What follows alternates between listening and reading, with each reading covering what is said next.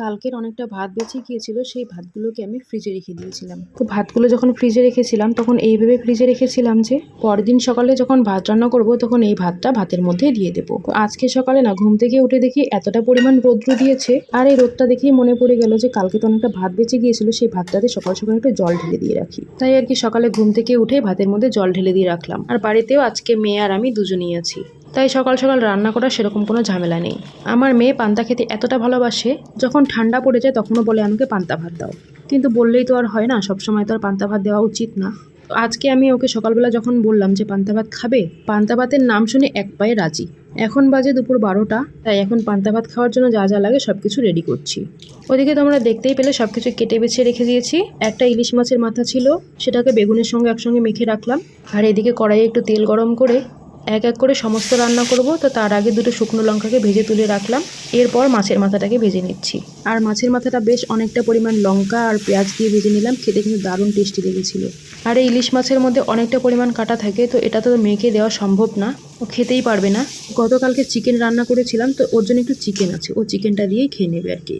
আচ্ছা, তোমরা কেউ কখনো চিকেন দিয়ে পান্তা ভাত খেয়েছো? খেলে আমাকে কমেন্টে জানাবে তো। আর জানো তো, সব কিছু আগের থেকে কেটে বেছে রেখে দিয়েছিলাম, আর এখন একা করে রান্না করছি, সেজন্য একদমই টাইম লাগেনি। আর কালকে ব্রেড চপ করেছিলাম, সেজন্য আমাকে এক্সট্রা করে কোনো ঝামেলা করতে হলো না। ব্রেড চপের জন্য যে আলুটা রেডি করেছিলাম, সেই আলুটা অনেকটা বেঁচে গিয়েছিল, সেটা দিয়ে আজকে একটু আলুর চপ বানিয়ে নিলাম।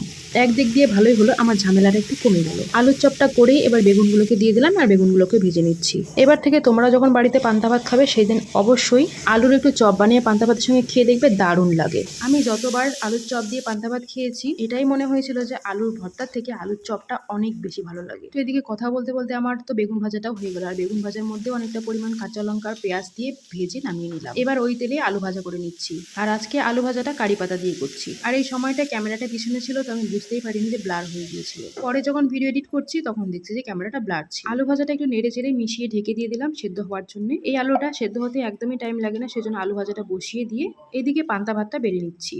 পান্তা ভাতের আসল স্বাদ পাওয়া যায় মাটির থালায়। আর জানো তো, এই মাটির থালার সাইডে যে সাদা ডিজাইনটা তোমরা দেখতে পাচ্ছ, এটা না আলু ভাজা বসাতে দিয়ে তারপরে এই একটু আগে আমি ডিজাইনটা করে নিলাম। মাটির প্লেটটা একদম সাদা মাটা, কোনো ডিজাইন নেই, সেজন্য ভালো লাগে না। অনেক দিন থেকে দুটো কালার এনে রেখেছিলাম নিজের হাতে মাটির প্লেটটাকে ডিজাইন করব বলে, কিন্তু কোনো মতে এই কাজটাই হয়ে উঠছিল না। তাই আজকে একটু আগে সাদা মাঠা ডিজাইনটা করে নিলাম, যাতে দেখতে ভালো লাগে। এখন সময় নেই বলে সাদা মাঠা এইভাবেই রেখে দিলাম, পরে অন্য সময় সুন্দর করে আরো ডিজাইন করে নেব। আর দেখো, এদিকে কথা বলতে বলতে এইদিকে আমার প্লেট সাজানো একদম রেডি। আচ্ছা বলো তো, এই একটা প্লেট এরকম করে সাজিয়ে তোমাদের হাতে ধরিয়ে দিলে তোমরা ঠিক কতটা খুশি হবে? আর আজকের আমার এই পান্তা ভাতের প্লেটটাকে যদি নাম্বার দিতে বলি, তাহলে 10-এর মধ্যে তোমরা কত দেবে? তো দেখো, আমি পান্তা ভাতের প্লেটটাকে নিয়ে কিন্তু বসে পড়েছি। কিছুদিন থেকে নিজে নিজে অনুভব করছি যে ঝালটা খেতে আমার এত বেশি ভালো লাগছে যে কাঁচা পাকা লাল শুকনো সব লঙ্কা খেতে খুবই ভালো লাগে। আর এই শুকনো লঙ্কাটা এতটা মুচমুচে হয়েছে, হাত দিয়ে ধরতেই গুঁড়ো হয়ে যাচ্ছে। পান্তা ভাতের সঙ্গে শুকনো লঙ্কা ডোলে একটু লেবু রস, আলু ভাজা, কাঁচা পেঁয়াজ দিয়ে প্রথমে এক বাইট মুখে দিতে মনে হচ্ছে যেন অমৃত।